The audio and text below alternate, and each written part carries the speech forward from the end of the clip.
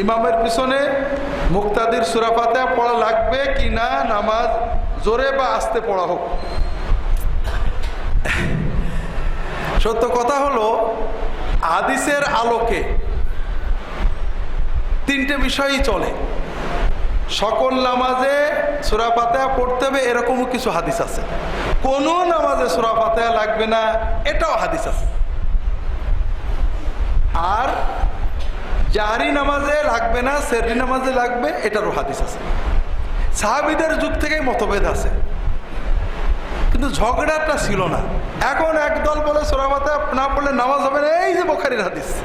কি মুশকিল, ইমাম তো পড়েছে, বুখারীতে তো বলা হয়নি যে ইমামের পিছনে সূরা ফাতিহা না পড়লে নামাজ হবে না। আবার আর এক দল পড়বে সূরা ফাতিহা পড়লে তার মুখের ভিতরে আগুন পুড়িয়ে দাও, ও একেবারেই বাতিল হয়ে গেছে। কিন্তু ওটা তো জাহরি নামাজের ক্ষেত্রে বলা হয়েছে, এটা হাদিস না। যাই হোক, সাহাবী তাবেঈনদের কথা। তো এখন কথা হলো, এ ব্যাপারে বাড়াবাড়ির সীমা নেই।